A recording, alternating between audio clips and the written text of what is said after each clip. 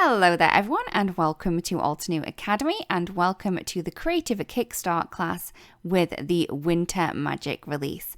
Today I'm going to be sharing with you how you can stretch a background image using some hot foiling. So to start with, I am taking my hot foiling machine and I have let that warm up. I'm then going to take a panel, so this is 4 1/4 by 5 1/2, and what I'm going to do is I'm going to mark the midpoint of this just using a pen, and that is going to be on the back side, so it doesn't matter if you create a larger or a smaller mark than that one.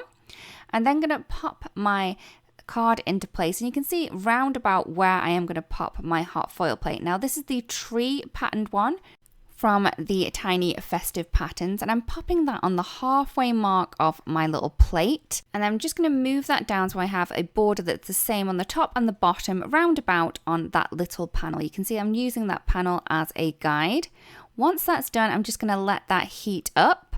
Once it's nicely heated up to temperature, I'm going to pop down a piece of foil on top of that and then my panel, popping that little mark into the midpoint of the plate and also on the edge of that tree panel that we are going to foil. I have added a couple of extra shims just because I know that my machine needs that. Don't add any shims in if you don't need them. You can see that we've now paneled over to one side of that little panel that we have. I'm then going to take some tweezers and I'm going to shift this over, popping that onto the other side of the mid mark of my plate and making sure that the bottom trees are on the same line as they were before. I'm then going to let that heat up, add a little bit more foil on top of that, and then pop that panel back into place, lining up that midpoint again. I'm then going to add in my little shims. If you do need them, do add them in. If you don't, do not. And I'm then going to run that through my die cutting machine again. So once I have run that through, you can see that I have now stretched that little panel. I do have a little gap in between, but I am going to cover that over with my elements. I'm going to be taking some elements from the Poinsettia Berries Stamp Set. So I'm going to start off with the large poinsettia that we have there.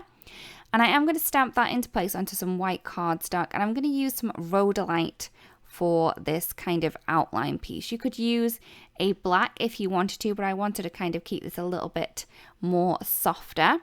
So once I have that nicely stamped down, I can then take the base layer. I'm just going to pop that into place. Now this is just going to fit in within the outline that we have just stamped. For this layer here, I will be using the Coral Berry ink. So I'm just going to add that all over that solid image stamp that we have there and then pop that into place within the outline that we've just stamped with the rhodolite ink. So once I've pressed that down and all the ink has transferred nicely, I can then move on to the second layer of this one. And I'm just going to line that up using the points at the edge of the tips of the petals as my little guide to where this needs to go. And for this layer here, I will be using the ruby red ink. So this is just going to add in some darker details and shadow images to that image that we have. So once that has been beautifully stamped, we can then move on to the flower center. Now the flower center has 2 layers. So for the base layer, I am going to go with the fresh lemon ink. So I'm just going to pop that into place into the center of the flower. I'm then going to take the shaded detail parts for this one and I'm just going to stamp that using the honey drizzle ink. I'm then going to move on to the hollies that we have. So I'm going to take that solid image stamp. I'm firstly inking that up using some of the Shadow Creek, and I'm then going to use some of that Mountain Pine Creek around the top edges. So that's going to give us kind of a gradient look. So I didn't stamp the whole image with that darker ink. I've just added it to the tips to add that beautiful gradient look effect there. Once that's done, I'm going to stamp that twice. Now, this does have berries, but I wanted to make sure I could die cut this perfectly. So before I stamp in the berries and branch, I am going to die cut the leaves first so I can then have a better idea where the berries and the little stem is supposed to go.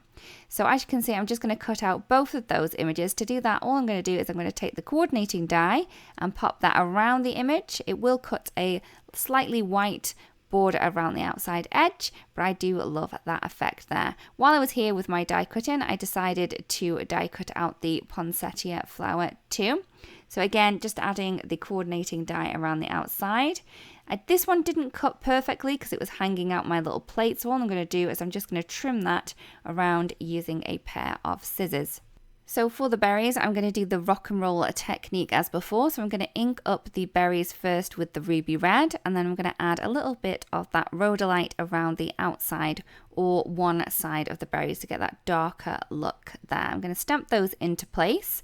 And then for the little branch, I am just going to use some espresso ink to add that in. So once that has then been done, I can move on to the little vellum pieces that I'm going to have. I wanted a little bit more texture in the background.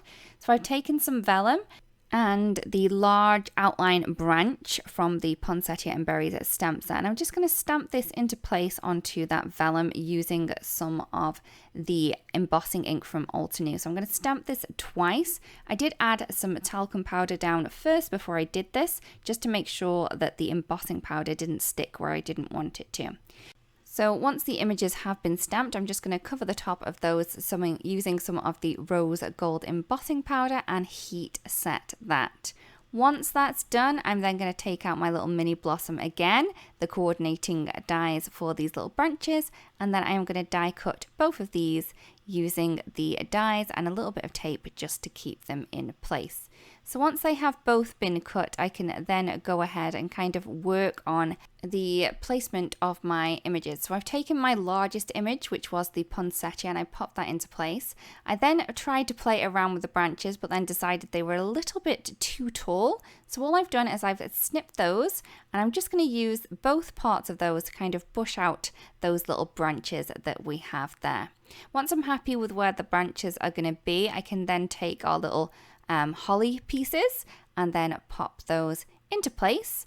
I'm then going to add some of the foam tape behind my largest image, which is the poinsettia. Now I haven't added any adhesive behind each of the other elements. This large piece that I have all of this tape powder is going to keep all of those elements in place. If you do want to add a little bit of adhesive behind them, please go ahead and do so. So for the sentiment, I'm going to use a piece of jet black cardstock, and I am going to heat emboss my sentiment onto here. The sentiment is from the Poinsettia and Berries. Again, I've used some of the embossing ink from Altenew to stamp that into place, and then some rose gold embossing powder was sprinkled over the top before heat setting.